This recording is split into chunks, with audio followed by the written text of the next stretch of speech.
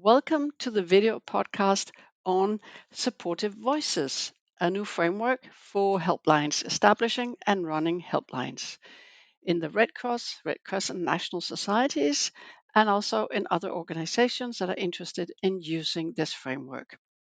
My name is Suzanne Akasha. I'm with the Reference Center for Psychosocial Support, and I am today with Mel Powell, the author of the Helpline Framework, Supportive Voices. So, Mel, would you start by saying a bit about yourself? Great. Thank you so much, Ia. So, my name's Mel Powell, and as Ia said, I'm the author of the Supportive Voices document. So, I've been working probably for the last 20 years or so in mental health and psychosocial support in various roles, such as a clinical psychologist and in policy and also in humanitarian diplomacy. And my most recent roles has been working as a technical advisor on MHPSS, both for the Icelandic Red Cross and for the PS Centre itself. But right now I'm working as a freelance MHPSS consultant, which is why I had the time to do the Supportive Voices document. I'm also working to support child mental health and well-being in a school setting. Interesting, yeah. And the reason we are doing this, the framework, was that a lot of national societies has been setting up and has been running for years different types of helplines, and that proliferated during COVID-19. So we decided it was time to do sort of what is it that you need to take into consideration. So Mel, what type of helplines does this cover? Would you start by telling us that?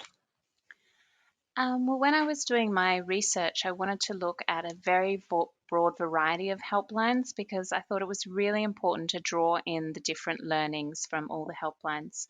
So, aside from looking at a lot of Red Cross, Red Crescent, National Society helplines, which I learned quite a lot there, I also looked at helplines that are run in the private sector, both MHPSS helplines such as suicide helplines or helplines for loneliness, and also helplines such as, for example, an IT helpline or a call center helpline. And from looking at this big variety of helplines, I was able to understand best practices kind of all around the world and different types of helplines. And then to think about, well, what's going to be the correct frame and the right way to do this for helplines within Red Cross, Red Crescent national societies? And what does it cover? If you sort of take us on a tour, an overview of what it covers. Okay, so it starts off with just a little bit of background about, what helplines are, and then it launches straight into what I like to call the good stuff or the practical stuff. So it goes straight in with like an assessment tool, which helps you determine the need for establishing an MHPSS helpline. Then it moves on to more of the basic structures and practical considerations that you'd need when setting up and also maintaining a helpline.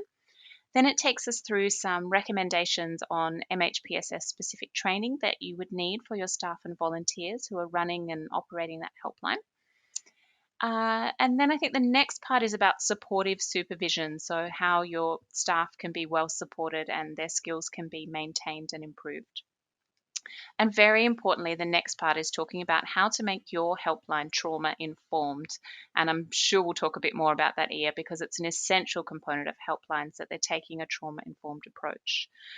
Um, and I think then there's some more practical stuff about how to work with challenging inquiries for things such as frequent callers or if suicide, self harm, human trafficking, various common and more challenging kind of inquiries. And I'm a big monitoring and evaluation person. So, of course, there is a monitoring and evaluation tool in there, which you can use and gives you some ideas of different indicators that you can use. And the very last part in the document is it provides some basic scripts that you could use within a helpline because scripts are really important Mm. because when we're so busy on the helpline with so many things to think about, it's good to have a script or a checklist that we can refer to so we can really stay focused on what that person's talking about rather than thinking, oh, what should I say next? What should I say next? Yeah, that sounds indeed very helpful. And if you were to set up a helpline and you are to do your assessment, which type of helplines are the typical ones that you will find in a national society that covers mental health and psychosocial support? Yeah, I mean, from looking at all the helplines, there wasn't really one sort of typical helpline. I think within national societies, so many do run helplines that I found that we had some helplines within our national societies that were quite general, broad focus, just call in if you're experiencing any kind of distress. And then we had ones that were very much more specific to a particular issue, like some loneliness specific helplines. Also, within the Red Cross Red Crescent network, we tend to set up a lot of helplines during emergencies, but Mm. also we have ongoing helplines.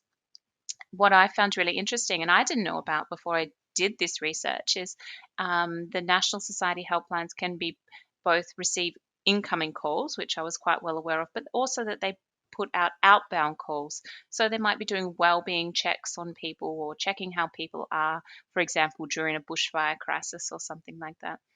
And of course, our national societies offer sometimes just call only helplines or chat and text Mm. helplines. So there can be like such a variety within our national societies that we're currently running.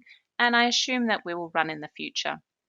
And So that, yeah, the assessment will help determine what is the right choice, depending on what you have, the kind of facility you have, and the population that you're serving.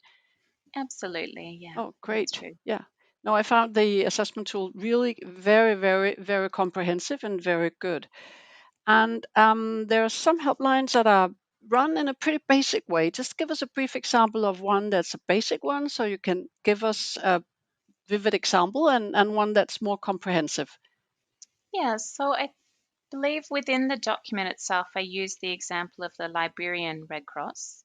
So they ran a fairly basic setup, but by no means is basic a challenge or a problem. Their helpline takes a lot of calls and also does a lot of outbound calls. So the way their helpline was set up is they did a needs assessment first and worked out exactly what they would need. And they found that they would need to have two mobile phones that operated on the two different networks that exist within Liberia. And then they had, I think, one full time and two part time, or it might have been two full time, one part time staff members, staff and volunteers that were manning those helplines. And they were collecting quite a lot of data for their monitoring and evaluation, and they were keeping that in a hand ledger. So they would record the number of calls that were coming in. They would categorize them into what type of presenting issue seemed to be coming in, and they would compile that into a report which they would give to management every month. And I think one of the things about the Liberian Red Cross that I found like so fascinating and so well done is not only were they receiving these incoming calls, but they were using the helpline to do well-being checks on individuals. They were returning calls because it wasn't a 24-hour helpline. And they were also using the helpline as a way of collecting data about the various municipalities within Liberia. So they were collecting data that could then go on to inform the other programming work that the National Society was doing. So a highly effective helpline serving multiple purposes, just running on two phones and less than three full staff members. And moving on to a more elaborate or a more complicated setup. Yeah, so in the document, I use the example of the Icelandic Red Cross. So they have around 100 staff and volunteers working within their helpline, and they take a very large volume of calls and text. So they have a call and text helpline. Um, but they decided to outsource all of their technical requirements. So they have someone working on the IT for them. They have a company that they use that meets all the EU requirements, and they have each staff member. You can either be working within the Icelandic Red Cross or you can be working from home. So they made work from home provisions. And people are generally working on a computer with full access to internet if they need to look up any information or log any calls. They had like a Excel type setup where they were logging information about calls. Again, exactly the same types of things that Liberian Red Cross were recording, but also some of that data was automatically captured by their systems, such as the number of calls and the duration of calls. And they were also able to log when calls came in at various times of the day, so that could inform their staffing. Hmm. And you mentioned in the beginning that being trauma informed has become more and more important, because we know how prevalent trauma is, and we know how important it is to handle people who call in who might have experienced trauma at some point in their lives in certain ways. So what was the what are the things that you put into the framework about being trauma informed? Yeah, I'd probably just kind of take a step back and I wouldn't say it's becoming more important. It's No. always been important, but it's kind of more in the forefront of our minds now. And so there are actually some really great international guiding principles to tell us what things we should be thinking about to be a trauma informed organization or to provide trauma informed services. So I use those international guidelines and put them specific to the helpline context. And I give some kind of practical examples of how you can meet these guidelines. So, in summary, there's 6 key areas to a trauma informed service. And these guidelines come from the Substance Abuse and Mental Health Service Administration. I always find that difficult to say. And these are about safety, trustworthiness and transparency, collaboration and mutuality, empowerment, voice and choice, and also cultural, historical, and gender issues. Yeah, you'll find them in the manual, you'll find them in the framework. Yeah. No, that's really that was interesting to see the way that you actually made it become something that you could use and make very that was very practical ways you could implement it in your helplines. Well, I would like to, yes, I was just going to say, I didn't do yeah, that all on my own. There are some national societies out there already who are doing really fantastic work around making their helplines trauma informed. So, one that just springs to mind right now is the British Red Cross, and they are incorporating trauma informed already into all of their helpline work that they do. And they use their Karma framework, which is a framework they use for all of their other mental health services, and then overlaid the trauma informed perspective there. So, wasn't all on my own. I did get a lot of learning from national societies all through this document. of course. In the framework, you also talk about how some calls can be more difficult for the staff or volunteers to handle. Could you give us some examples of what that type of calls could be? Yeah, certainly. So I think some of the types of calls that people find more challenging or types of texts that people find more challenging are around things like, say, for example, a silent caller. So they call in, you're not hearing anything on the line, they're not typing anything, and the helpline service provider is wondering, well, is someone really here? What should I do? So I kind of give some tips, for example, for silent callers about what you can do. So, for example, someone might be in danger and that's why they're not making any Mm, noise, but you just want to make sure someone's there. So, you might say something like, just tap the receiver to let me know that you're there, or just type any key to let me know that you're there. So, the person can make a very small indication to let you know that they're there. Or someone might be silent because they don't quite know how to get started. I know myself, I've called a helpline. I didn't really know what to say the first time. So the helpline provider can help with that. And they might say, would you like to tell me your name? Or if I ask you some questions, maybe you could just say yes or no. So you can give them a soft startup. Or you might say, just what I said to you then. Sometimes it can be really difficult to call a helpline. So silent calls would be one example of calls that people often reported feeling quite challenging, but there's actually quite a few that I mention in the document. mm. Yeah. And you also go on to talk about how a script for how we can, how a helpline volunteer staff member can handle people who called in with suicidal thoughts or ideations. And could you say a bit about that? Because that seems to be the most challenging call of them all. Yes, some people do find these the most challenging call. And in the document, I talk about 3 types of helplines: helplines where MHPSS is the primary objective, helplines where MHPSS is the secondary objective, and you might only occasionally get an MHPSS related inquiry, and helplines where MHPSS is the primary objective and you provide therapy or counseling. And what's really important about these 3 different types of helplines related to suicide is that all employees or volunteers should be trained in how to respond to calls related to suicide. And there should be clear processes in place for all of these different types of helplines. Now, that could be basically the training, or the protocol could be that you don't have the skills to deal with it, but you know exactly who you need to refer to. It might be when we get a call like this, you like put up your hand and you wait for the supervisor to come over and they take over. Or it might be you refer that person to a particular helpline, to another service. So it might be something like that. Or it might be that the protocol within your helpline is that that you are actually required to fully respond to that. And that would require a suitable amount of training to be well qualified and ready to respond. And as you have mentioned before, you've also put into the manuscript or into the framework a guidance, a very clear guidance of how trained staff and volunteers needs to be trained and in what topics and to what extent. And you also cover, for instance, that sometimes you need to be working with translators and you need to be trained in doing that. So, what are the challenges in working with translators? Yeah, well, I think there can be quite a lot of challenges in working with translators because it's often unfamiliar territory for people.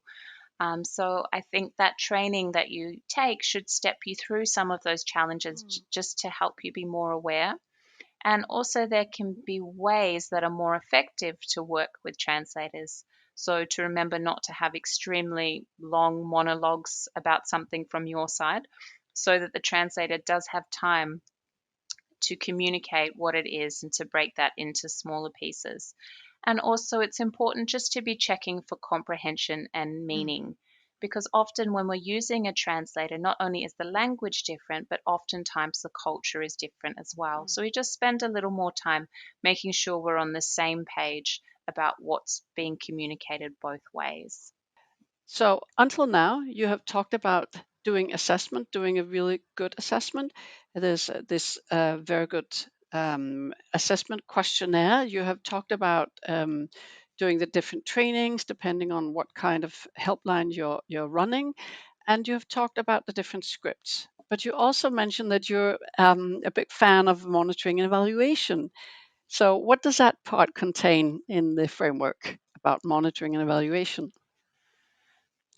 Okay, well, basically, monitoring and evaluation is an essential part of a helpline for quite a few reasons. So, often helplines they cost money and they need funding. So often we need to justify what we're doing. So when we keep a log Mm. of how many calls we've received, then we can say, well, we're servicing the community through this many calls or something like that. Also, monitoring and evaluation can be really helpful when you're monitoring the type of call that's received. So, for example, you just mentioned suicide. If you're getting a Mm. lot of calls related to suicide, then that tells us, oh, our training needs to be for our staff and volunteers needs to be oriented towards this. Or maybe we're getting a lot related to maybe gender identity. So that will inform the type of training that we would need to do.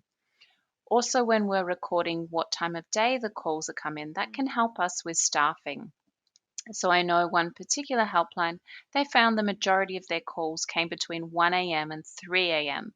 So perhaps not when people would initially have thought that most staff needed to be on, but that's actually in this particular context I'm talking about when the highest demand was. So it can really help you with staffing, it can help you with targeting training, and it can help you be honest with your staff and volunteers as well. Like, these are the type of issues we're expecting. Is that the type of helpline that you want to be working within? So it can just give us so much data and so much useful information that can make our helpline more effective. And also, it can help us with seeking funding by saying we received this many calls or we service this many people, we're providing this service, and would you please give us a little money to do this excellent thing that we're doing?